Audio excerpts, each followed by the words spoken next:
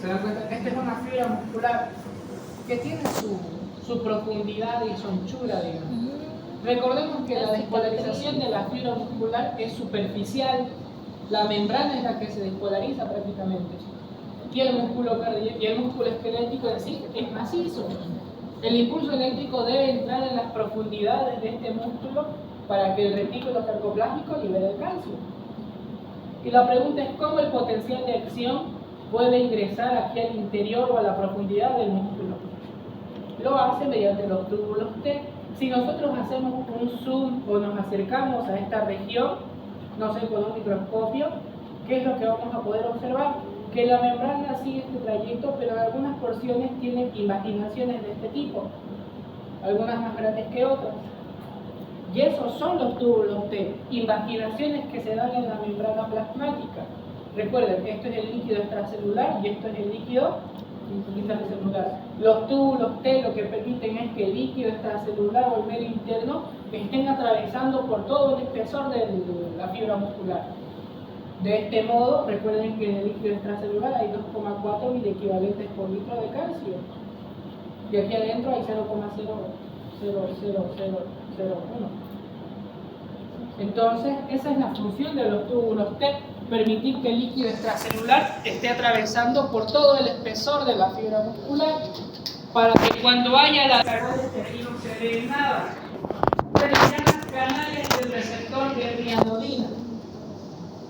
Estos canales, cuando llegue el potencial de acción a través de la membrana y el túbulo T, permiten que el calcio que esté en el líquido extracelular ingrese al interior de la fibra del músculo cardíaco. Y así ingresa mayor cantidad de calcio al interior de la célula. Entonces, ¿cuál es la diferencia entre el músculo esquelético y el cardíaco respecto a su contracción? Dale, ¿cuál es la diferencia entonces?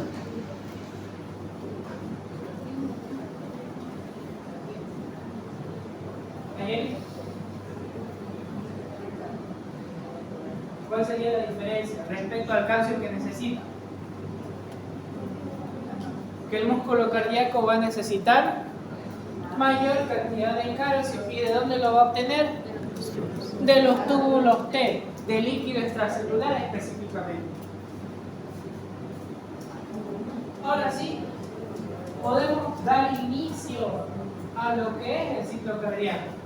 Vamos a definirlo inicialmente. ¿Qué es el ciclo cardíaco? Es el conjunto de fenómenos que ocurren desde el inicio de un latido hasta el comienzo del siguiente. Suena sencillo, pero vamos a ver que un ciclo cardíaco en sí está conformado por una sístole y una diástole. Y cada una de estas tiene sus subfases.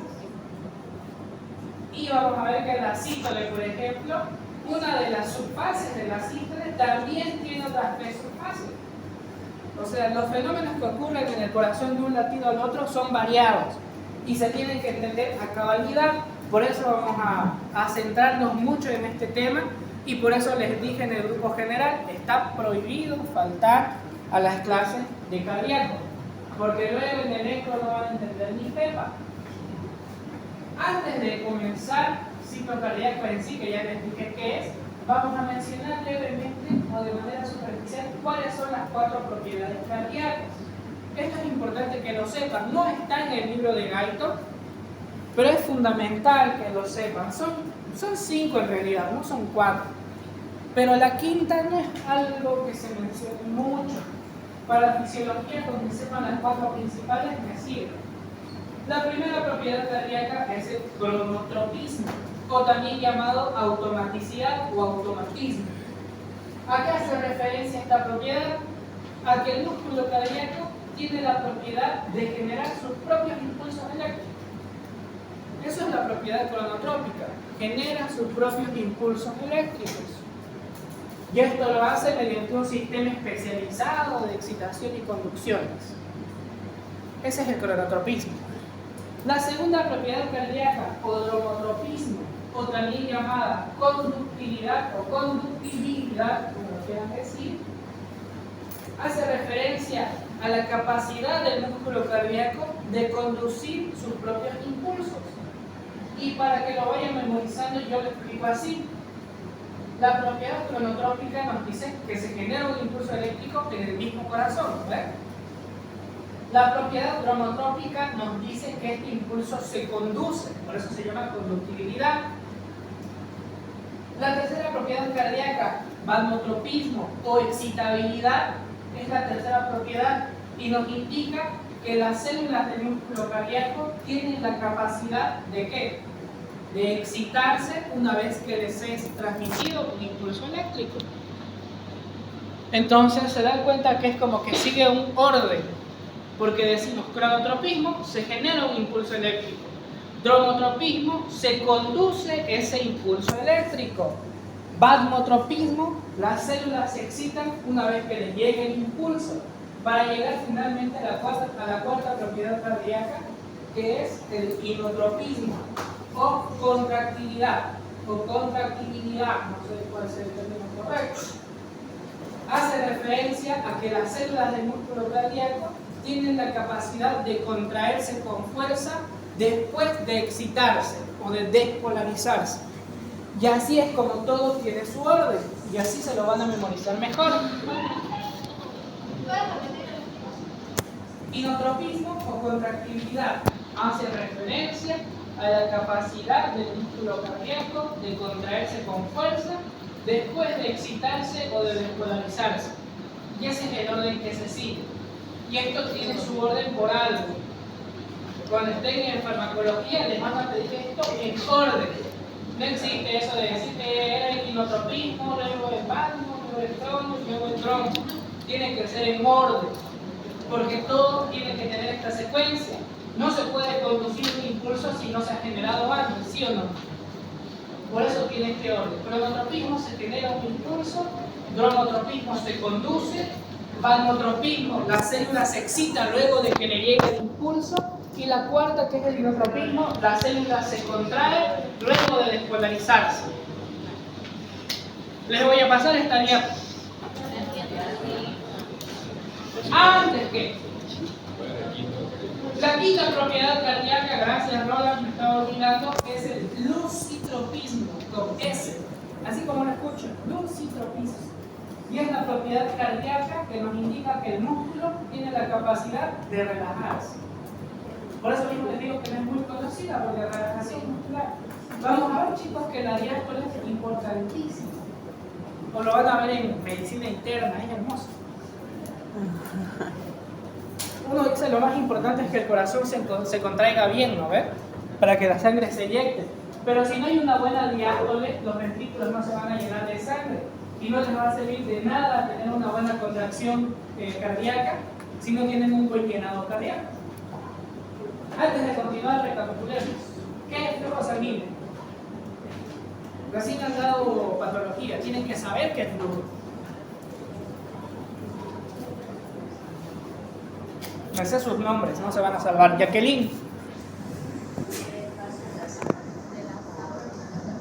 Está excelente. Es el volumen de sangre que pasa o que atraviesa un punto de la circulación en un momento determinado. Eso es el flujo sanguíneo. Siguiente, ¿qué es la presión? Y con esto sí me refiero a la presión sanguínea. Es la fuerza que ejerce la sangre sobre las paredes de los vasos o sobre una superficie del cuerpo. Vamos a estudiar también un sistema valvular del corazón, cuya función va a ser asegurar el flujo unidireccional de la sangre y que evite el reflujo. Y también vamos a hablar de un sistema de conducción y excitación. Primero vamos a hablar del sistema valvular. Y vean aquí, no, todavía no. Vean lo siguiente. El sistema valvular, como les dije, permite el flujo unidireccional de la sangre en una sola dirección. Vamos a llamar a la dirección normal de la sangre en el corazón como flujo anterógrado. No se olviden, el flujo normal unidireccional de la sangre en el corazón es un flujo anterógrado. Cuando se altere esta dirección o hay una dirección opuesta a la normal, vamos a llamarle flujo retrógrado. Porque vean aquí en la pizarra, dense la vuelta.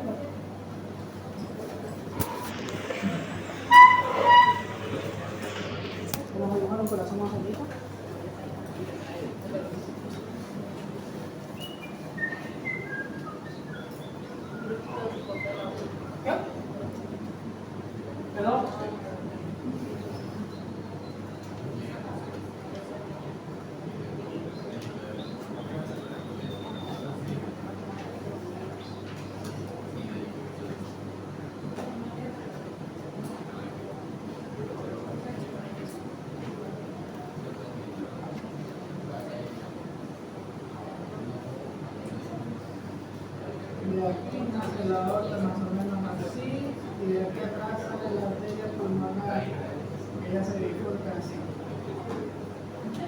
Veamos lo siguiente, aquí no lo dibujo como rojo.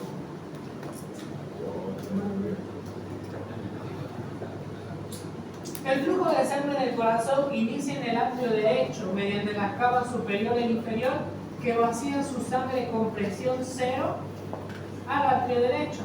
Este lo almacena de manera temporal y posteriormente lo vacía hacia el ventrículo derecho, donde se almacena por un periodo breve de tiempo y posteriormente es eyectada en una sola dirección a través de la arteria pulmonar hacia los pulmones. Sigue una sola dirección por el momento, ¿no ves? Luego la sangre regresa al atrio izquierdo mediante las venas pulmonares. La sangre se acumula temporalmente en el atrio izquierdo y posteriormente se vacía el ventrículo izquierdo. Posteriormente el ventrículo izquierdo lo va a eyectar a través de la gran arteria aorta. Se da cuenta que el flujo sigue una sola dirección, de atrio a ventrículo, de ventrículo a arteria, de atrio a ventrículo y de ventrículo a arteria. A ese flujo normal es a lo que vamos a denominar flujo anterógrado. Cuando hay alguna alteración del flujo, ¿y por qué se dan estas alteraciones? Dijimos que el sistema valvular se encargaba de mantener este flujo bidireccional. Cuando hay alguna alteración del sistema valvular, que las alteraciones pueden ser del tipo insuficiencia y pueden ser del tipo estenosis. Cuando tenemos insuficiencias valvulares, lo que va a pasar es que estas válvulas no van a ejercer su función. Y por ejemplo, durante la sístole ventricular, las válvulas auriculoventriculares se cierran, ¿sí o no? Pero si hay una insuficiencia, esta válvula no se cierra adecuadamente. Y claro, como el ventrículo se contrae, imaginemos que el ventrículo es un globo y adentro hay agua. Si apretamos o contraen el globo, ¿qué pasa con la presión adentro?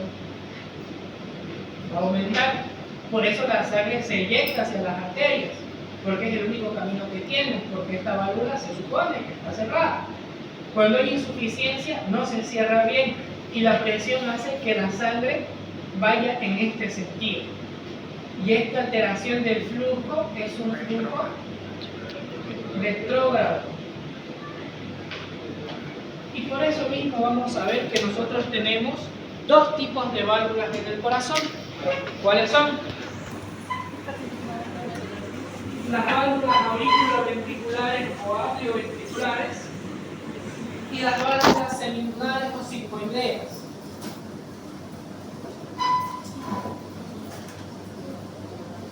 Aquí tenemos el sistema valvular. Primero hablemos de las válvulas auriculoventriculares o atrioventriculares. ¿Cuál es su función? Evitar el flujo retrógrado de los ventrículos a las aurículas durante la sístole ventricular. Porque recuerden, cuando se contrae el ventrículo, su presión aumenta y la sangre se va a escapar hacia el primer lugar donde pueda ir. En estado normal son las arterias. En estado normal. Cuando hay insuficiencias valvulares, esta válvula no se cierra bien y la presión hace que la sangre vuelva en sentido opuesto. La función de las auriculoventriculares es evitar el flujo retrógrado de sangre de los ventrículos a las aurículas. ¿Durante qué fase? Durante la sístole. ¿Cómo pueden las válvulas auriculoventriculares evitar eso? Recuerden que tenemos en los ventrículos a los músculos papilares y a las cuerdas tendinosas que están unidas a las valvas de las válvulas.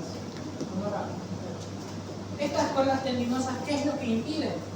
Que haya un prolapso de la válvula. ¿Hacia qué dirección? Hacia las aurículas. Porque recuerden que la presión que ejercen los ventrículos es alta.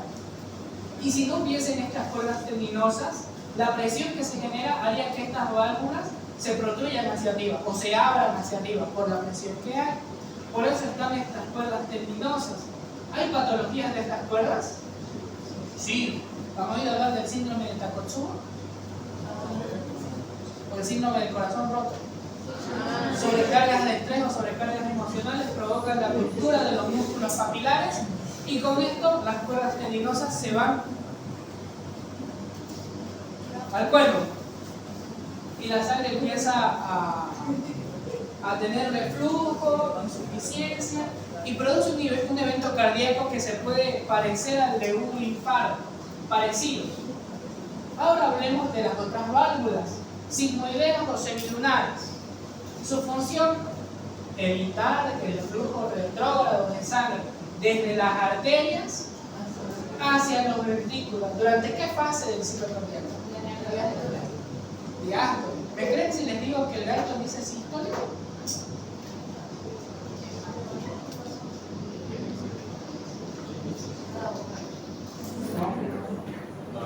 Nos vamos a adelantar un poco al avance y vamos a ver que volteen a la pizarra y preparen sus ojos.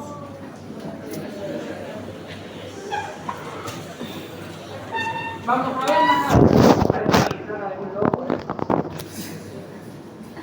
a ver más adelante que el ciclo cardíaco en sí, la sístole ventricular, la vamos a representar con una línea de tiempo dividida en 3 tercios. No lo toques. Podemos introducir terminología. Cuando un evento se divide en tercios, en 3 específicamente, vamos a usar terminología. Se le va a denominar proto a la primera fase del evento. Se le va a llamar meso a la fase intermedia y se le va a llamar tele a la fase final. Así, si hablamos de la diástole, por ejemplo, esto sería proto, diástole, meso, diástole y tele, diástole. Lo mismo con la sístole, protosístole, mesosístole y telesístole. Y con esto también sacamos conclusiones de, por ejemplo, hablar de los volúmenes cardíacos, volumen telediastólico, volumen mesosistólico, entre otros.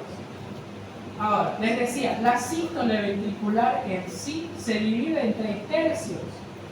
La primera fase, o el primer tercio de la sístole ventricular, es la fase de contracción isovolumétrica o isovolúmica. La fase intermedia o mesosístole recibe el nombre de periodo de eyección, que esta a su vez se divide en otros 3 tercios. Y finalmente la telesístole, o la última fase, se llama fase de relajación isovolumétrica.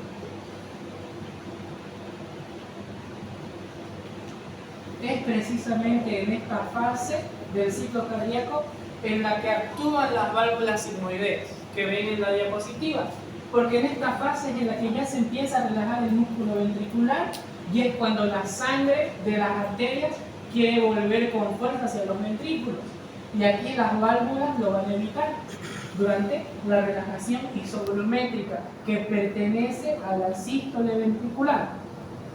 Por eso es que el Guyton dice que estas válvulas funcionan durante la sístole. Si alguien trabaja su Guyton, ¿por qué no? Porque a mí me lo preguntaron en estudiantes del primer año que fue estudiante, me dijeron, pero ¿por qué dicen sístole? Se equivocaron. Porque salía el diástole cuando el ventrículo está relajado. Y yo me quedé con la misma duda. Y cuando me puse a revisar, me acordé que la sístole tiene una fase de relajación, la fase de relajación isovolumétrica. Y es ahí cuando la presión en el ventrículo baja y la sangre quiere volver con fuerza desde las arterias hacia los ventrículos. Y es ahí donde estas válvulas hacen su función durante la sístole. Pero vean que en la diapositiva, y con fines de que ustedes entiendan esto, yo coloqué diástole. Y piden el flujo retrógrado de sangre de las arterias abajo pulmonar hacia los ventrículos durante la diástole. Pero saben que su bibliografía dice sístole. ¿Por qué? Por la fase de relajación isovolumétrica. Y aquí está la función de los músculos papilares. Se unen a los pelos de las válvulas mediante las cuerdas tendinosas. Los músculos papilares se contraen durante la sístole ventricular, tirando a las válvulas hacia abajo para que la presión no permita que estas protruyan o prolapsen. Antes de continuar, como les dije, ya sabemos qué es flujo, ya sabemos qué es presión, Ya hablamos del sistema valvular, espero que esté todo claro. En práctica yo les pregunto, ¿cuál es la función de las válvulas AB? ¿Cuál es la de las sigmoideas? ¿Cómo funcionan los músculos papilares? Ahí está, sistema valvular. Ahora vamos a hablar del sistema de conducción y excitación. Hay altas trabas para